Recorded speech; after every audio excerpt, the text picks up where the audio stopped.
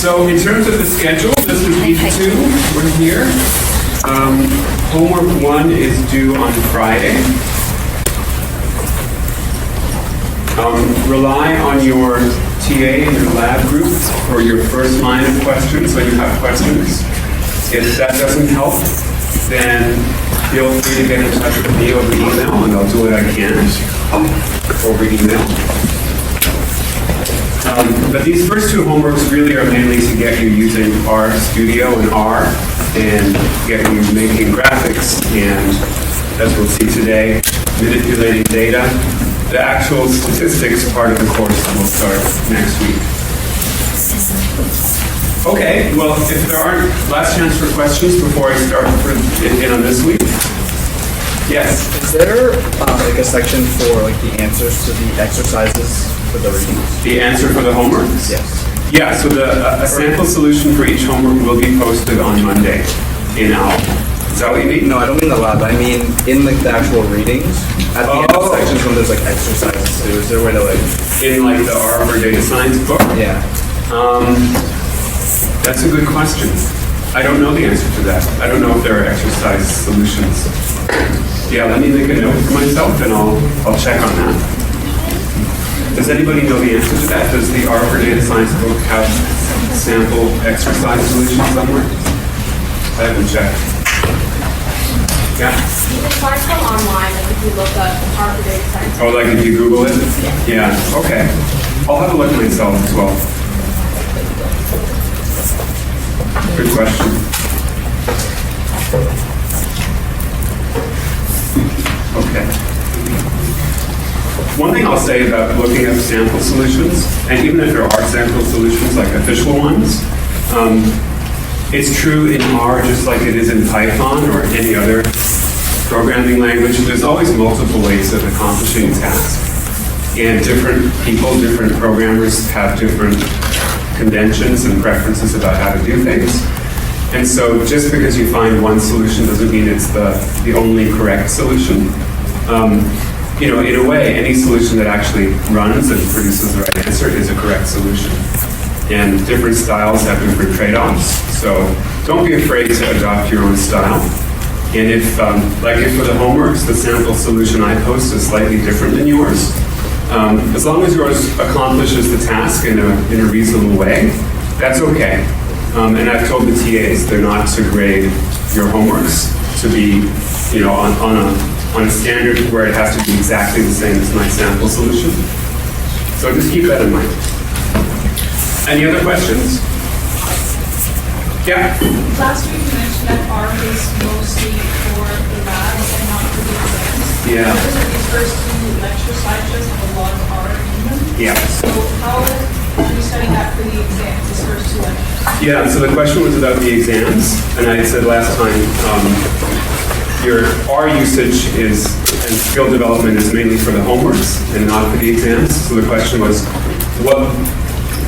how do you prepare for any R questions on the exams?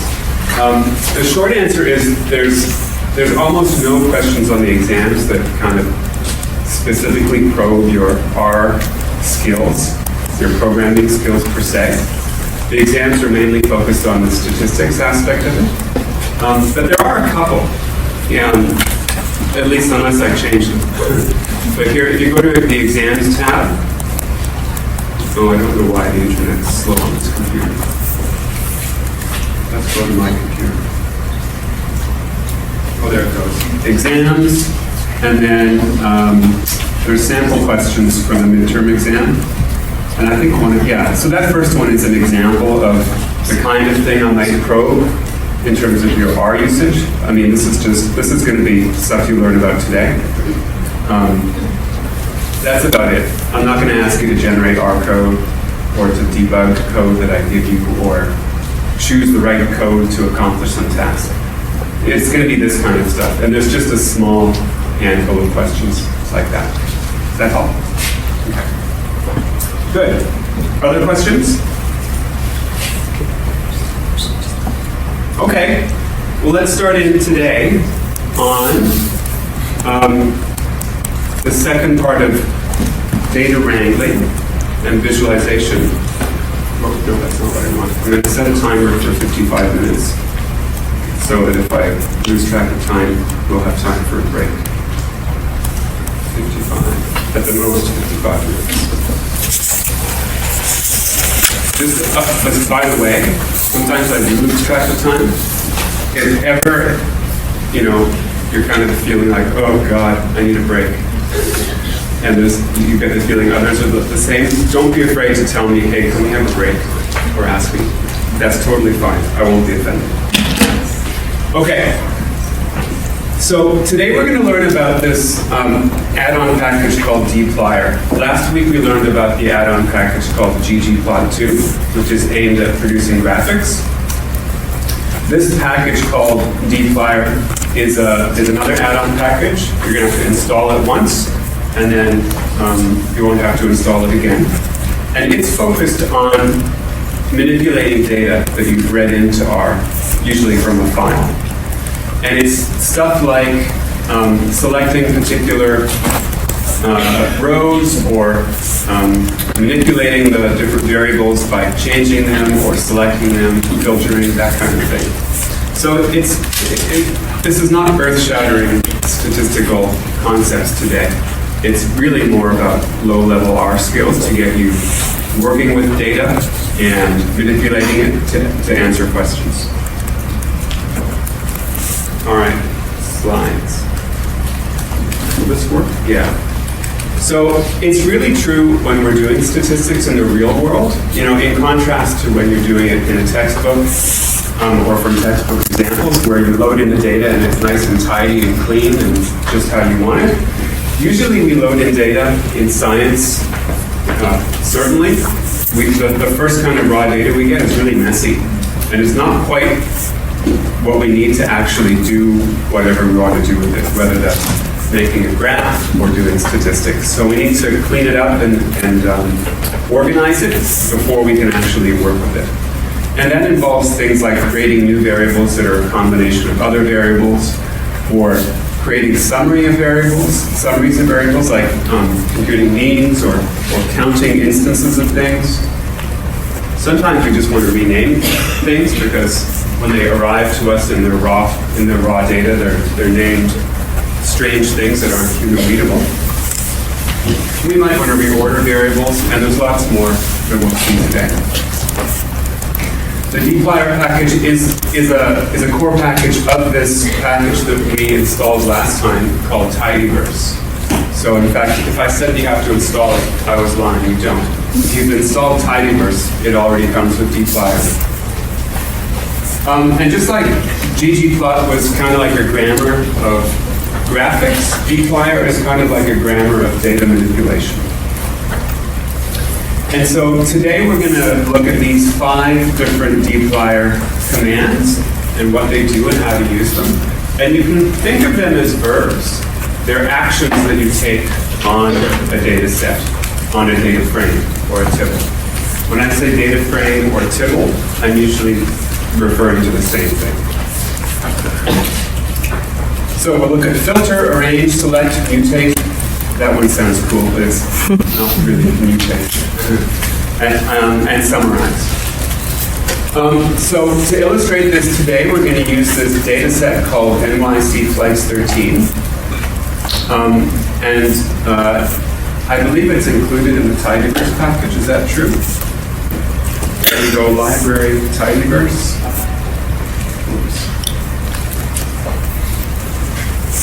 NYC Flights 13. No, I lied. Okay, we'll see in a minute how to get it up.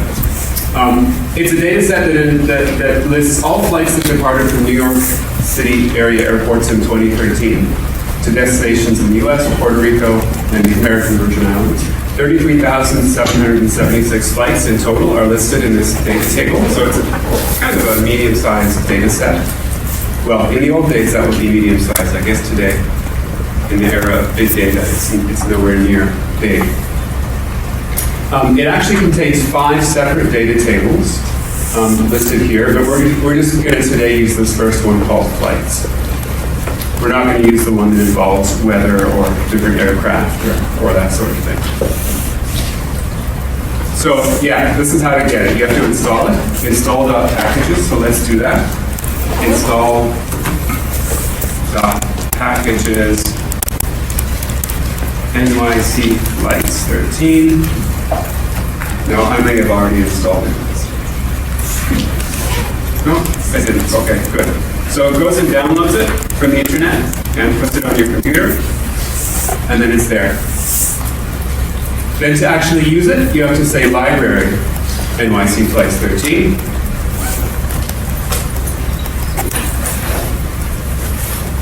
Okay, good. And if I type flights, remember that was the name of one of the 5 data frames that are in there.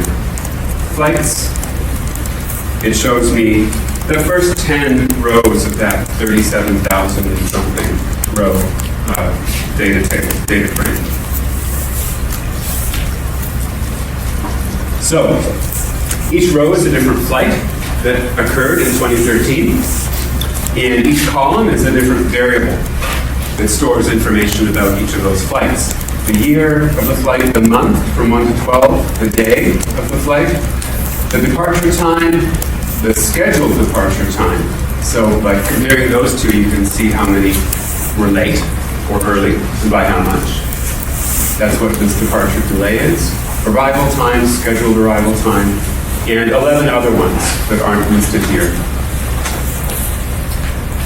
So just by typing the name of the data frame, it will show you the first 10 rows and the first however many columns can fit on the console screen. The other way of listing them is to use the command glimpse.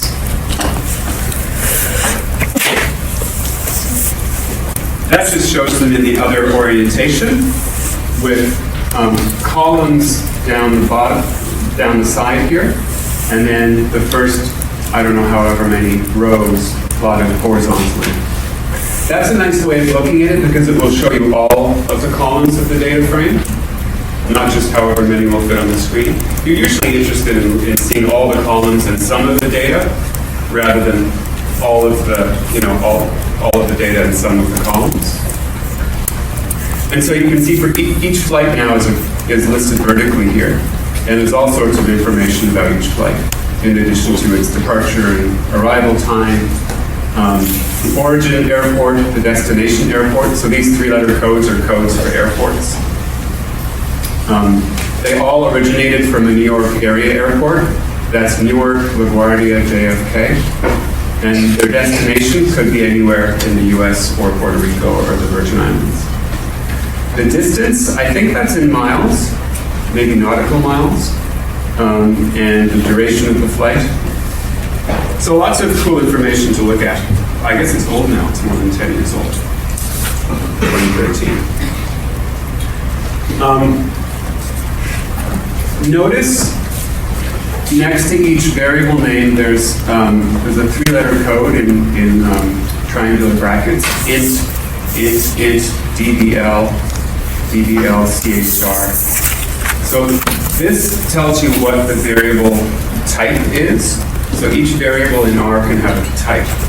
It can be a number, like an int or a dbl, or it can be a character string, like EWR, IH. And there are other types as well. So int stands for integer. That's a whole number without any decimal places. DBL is what's used to store numbers with decimal places. DBL is actually short for double. Why double? That's actually short for, it's a mouthful, double precision floating point value. So if anyone's taken any computer science courses, a floating point value is the way that computers represent numbers with decimal places.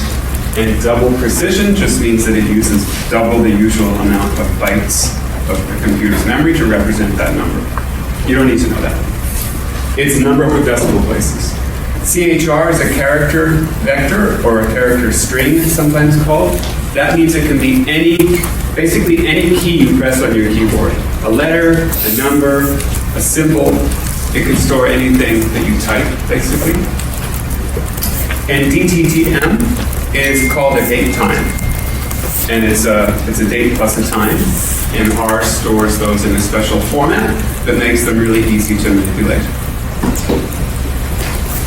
And as we go on in the course, you might see some other types as well, like LGL stands for logical, and that's a Boolean value that can assume only two values, true or false. So that can be, like in a drug trial, that could be dead or alive. That could be benign or cancerous. That could be control or placebo or drug. And then FCTR is factor. And we're going to use factors later on when we cover analysis of variance. And then there's a different kind of a date format called date.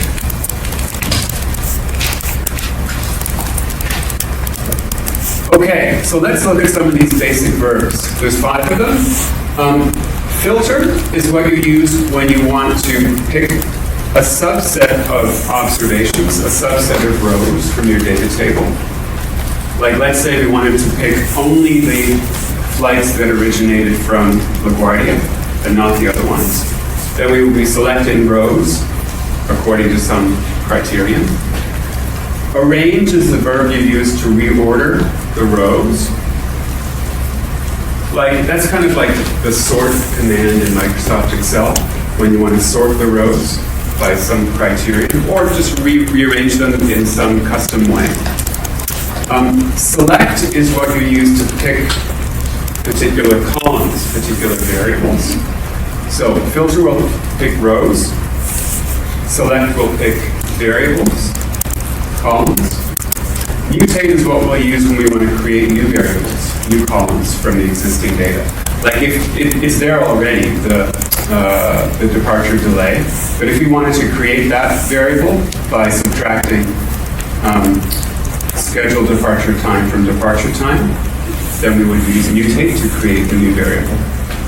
And then summarize is what we'll use to collapse many values down to some summary, like a mean or a standard deviation or a count. Okay, let's talk about the first one, filter. So there's our, here, let me do this. If I use a trick in RStudio, if you want to clear this screen, you can hit Command L. Is that right? No, Control L. Control L. We'll just clear it underneath the top. Let's look at flights again. Let's say we want to grab a subset of the flights that departed on January, that's month 1, 1st, day 1. So all the flights that departed on January 1st, we would simply type filter. And the first argument to the filter command is the name of the data frame that we want to filter, and it's called flights. So we type flights, and then we can list criteria to select rows. We want flights where the month equal 1 and the day equal 1. Now, does anyone know why we have to use 2 equal signs and not 1 equal sign? Yeah. This is just a guess, but is it because it's like just equals and not equal to or greater than or equal to less than? The answer was, is it because it's just equal and it's not greater than, equal or greater than or less than or, I missed that. Less than or equal or greater than or equal. Kind of, almost, yeah. This is also just a guess, but is it because when you use 1 equal, it's like you're naming variables generally? That's right, that's the idea. So she said if you use 1 equal sign, it's like you're naming a variable. That's right, yeah. And add on to that, 1 equal sign means the assignment operator. Yeah, so one equal sign means the assignment operator. That's the technically correct way of saying what you said. Yeah, so in R, like in other programming languages, like in Python, if you use 1 equal sign, it means you want to assign the value on the right to the thing on the left. It's like saying x equals 3 or pizza equals true. You want to assign the thing on the right to the thing on the left. Here we don't want to assign anything. We want to test. We want to do a logical test. Does the month equal 1? That's a question. Does it equal 1? If that's true, then we want those rows in this filtered version. Does the day equal 1? Question mark. That's a logical test. If it does, if the day of each flight equals 1, then we want it to remain. So a filter, you give it the data frame name, and then a set of logical tests that each row has to pass in order to stay in the output of that filter. So you can think of filter as literally a filter. You have all 37,000 rows going into this filter, and it does a test on each row, and only the rows that pass the test come out the other side. So if we hit enter, we see now we have a table with only 842 rows. So we started with 336,000 something, and now we end up with just 842. Those are the rows that correspond to flights where the month is 1 and the day is 1. Questions about that concept or that command? Yeah. Why is it Python? I remember the first row and the first column is 0. Yeah, that's a good question. So the question was in Python, I'll say it the technical way, indexing starts at 0 in Python. The first element of a vector or the first row of an array is the 0th one in Python. That's right. And in R, that's not how it is. In R, the first element of an array, the first row of a frame is 1, is the first one. Why is that? Oh, I don't know. People are confusing, I think is the answer. I think the real answer is it's because in old school computer languages like Fortran and C and C++, indexing always started at 0. And I think computer scientists chose that for a slightly technical reason that I don't want to get into, that makes other things a bit easier. And I think since Python was a language invented by a computer scientist, they chose to adopt that same convention. Whereas R is a language built by statisticians who wanted a language to actually sort of relatively easily do things, accomplish things. And I guess, they're certainly aware of that convention, and they chose to do it otherwise. I guess because they decided it's a bit more natural for the everyday user to think of the first element of something as number 1 rather than 0. Yeah. And when you look at high-level languages like Python and R and MATLAB, Julia, Go, Swift, it's a mixed bag. Yeah. The ones that are a little more computer science-centric have indexing at 0, starting at 0, and the ones that are a little more user-centric have it starting at 1. So it's a bit of a nuisance that we have to remember that if we're dealing with multiple languages. Good question. Other questions? All right, let's keep going. So when we executed that command, it simply spit out that data frame. But it's not, we haven't saved the result anywhere. If we wanted to perform that filter and then do something with the result, we haven't saved it anywhere. So to save it, we have to assign it to a new variable. And we can assign it to anything we want, but let's call it Jan1, because that's what it actually is. So in RStudio, if you hit the up arrow key, that will bring back a history of your commands, which is kind of handy. So it saves typing. Jan1. Now, should I use the old school equal or the new equal? I'll use the old school equal. I'm feeling old today. There. So now Jan1. So now I've assigned that filter command to send its output to this variable that I've defined called Jan1. And if you look up here in the environment, now we have a variable called Jan1. And you see, it says it's 842 observations in 19 variables. If we want to save it to a variable and print it to the screen, you can surround the whole deal with round brackets.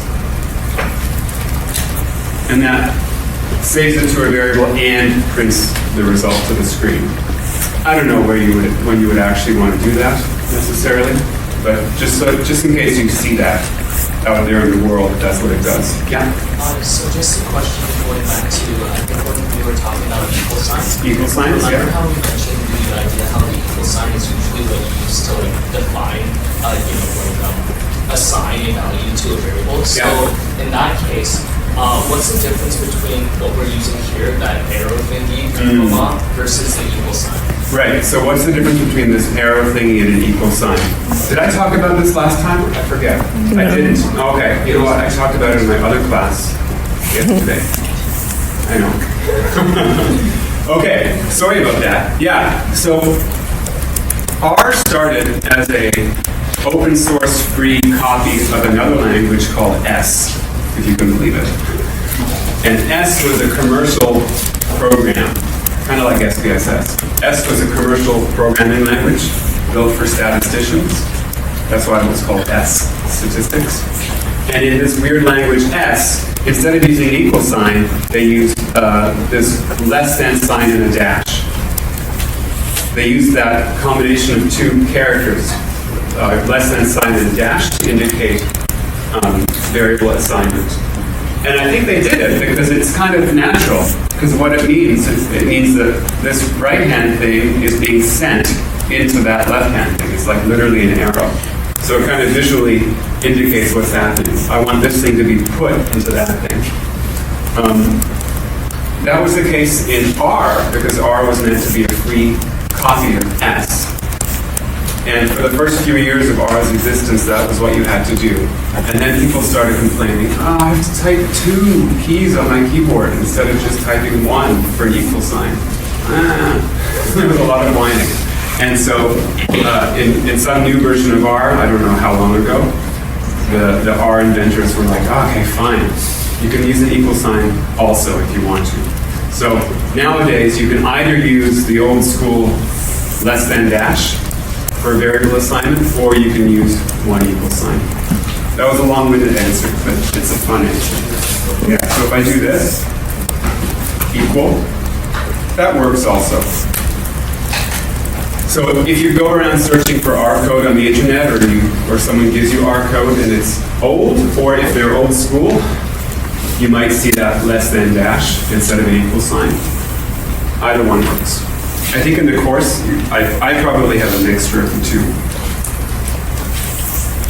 Good question. Sorry I didn't mention that before. Okay, my brain is jumbled because the other course is a graduate course in scientific computing and programming, and I don't know why, I'm an idiot. I decided I'm going to do it in R and Python and MATLAB simultaneously because different people want to learn different languages. And so now, not only do I have 2 courses, I have 3 languages in one of them. So my brain's a bit mushy right now.